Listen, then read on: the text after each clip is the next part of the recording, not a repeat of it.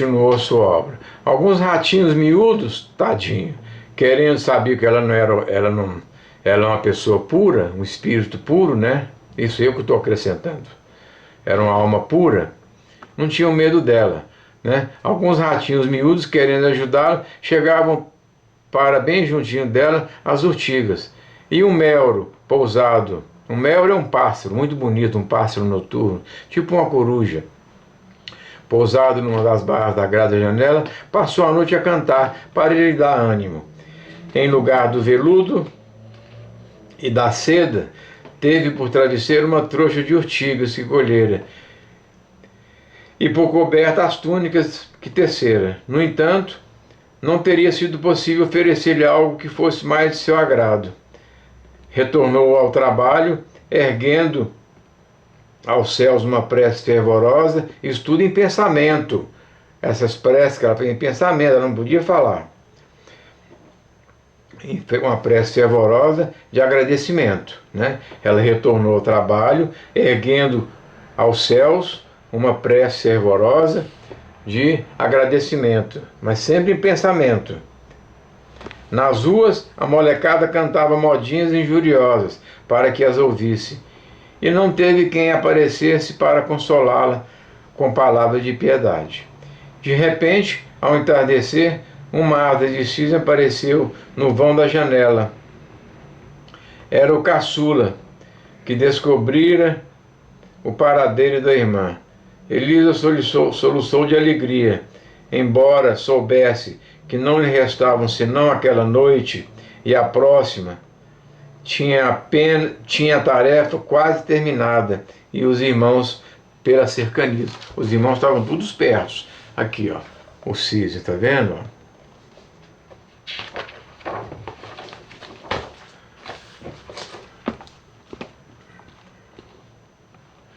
Uma hora antes, ao raiar do sol, os 11 irmãos apareceram à porta do castelo, pedindo para falar ao rei com a máxima urgência.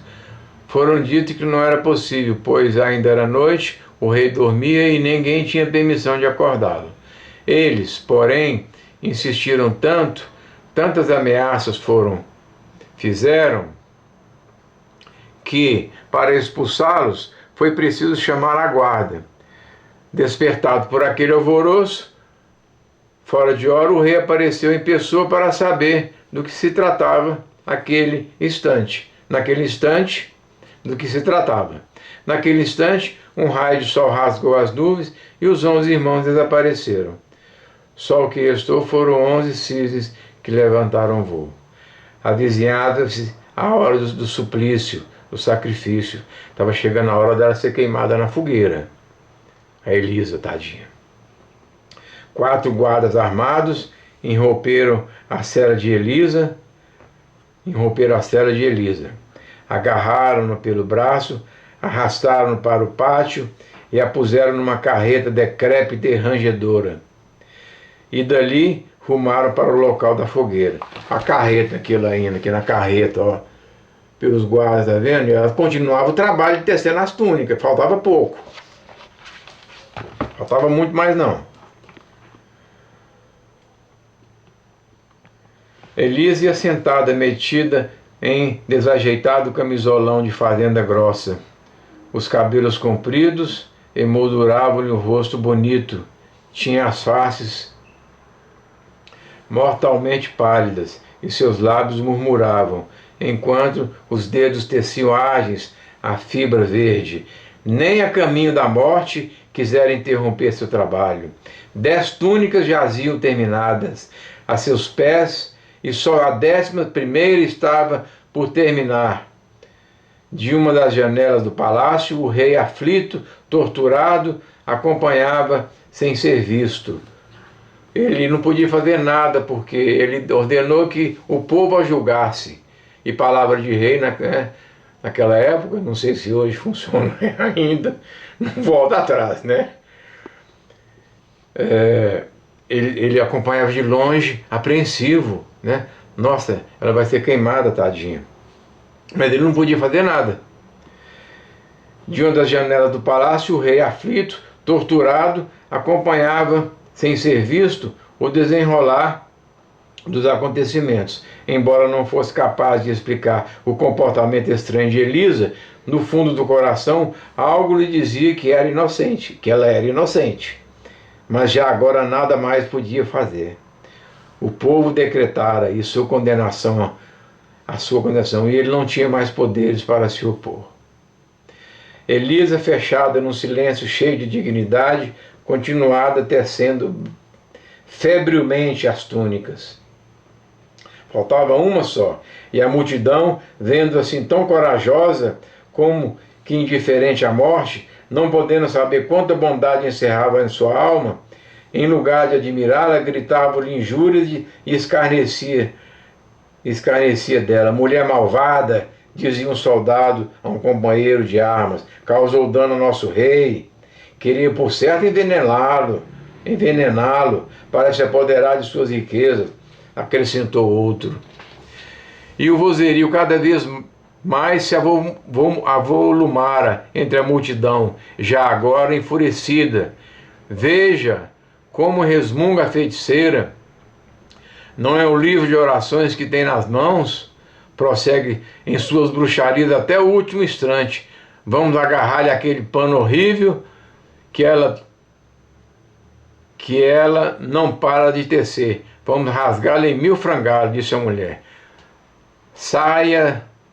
Saía-se cada qual com a sua, até que aos poucos o ódio foi se infiltrando no ânimo de todos. O carro de Elisa foi cercado por gente disposta a maltratá-la, e só os guardas do rei que a acompanhavam conseguiram impedir que se atirassem sobre ela. Não podendo alcançá-la, tentaram arrebatar-lhe a túnica que tecia, mas assim que a tocavam, retrocediam queimados pela urtiga, e ainda mais se indignavam.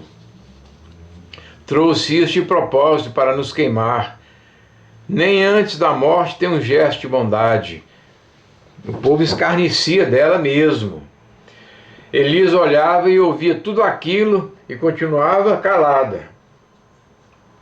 Eu fico olhando para o cronômetro ali, ó, o cronômetro aqui do relógio, porque senão fica muito grande, né? Então, vídeo de 10, 15 minutos, dá, você vê vê no outro dia, continua e tal.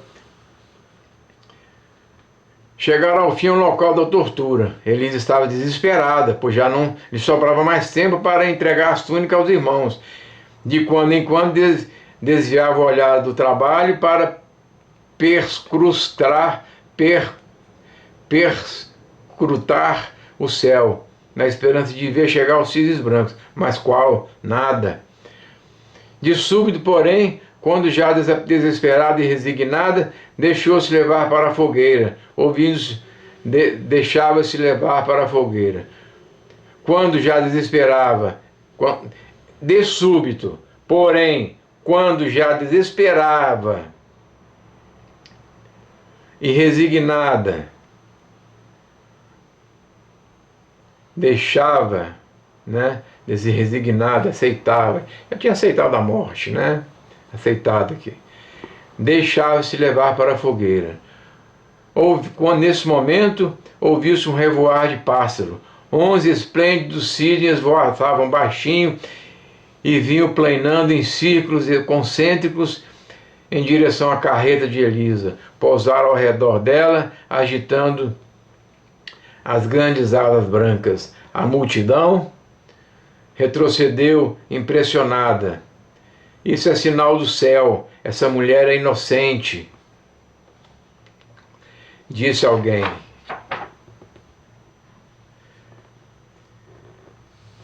Eram muitos os que assim pensavam, mas ninguém ousava dizer o mesmo em voz alta, temendo o escárnio dos demais. Vou parar aqui um pouquinho.